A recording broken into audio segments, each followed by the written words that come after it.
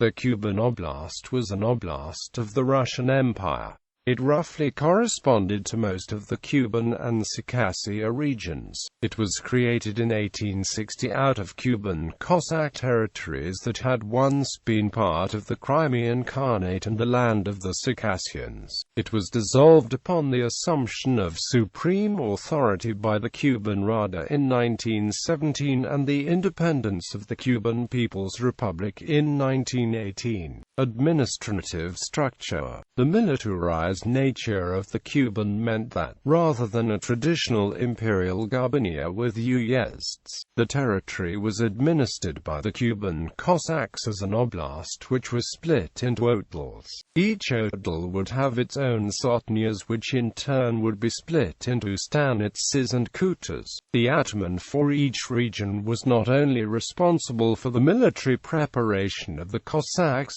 but for the local administration duties. Local stanitsa and kuta atamans were elected, but approved by the atamans of the odel. These, in turn, were appointed by the supreme ataman of the Cuban host, who was in turn appointed directly by the Russian emperor. Prior to 1870, this system of legislature in the oblast remained a robust military one, and all legal decisions were carried out by the stanitsa ataman and two elected judges. Afterwards, however, the system was bureaucratized and the judicial functions were independent of the stanitsas. Demographics.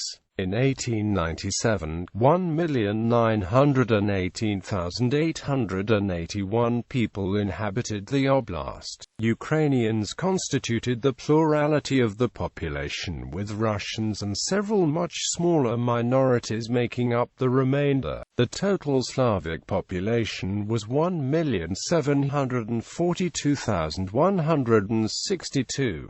Ethnic groups in the oblast in 1897 were as follows.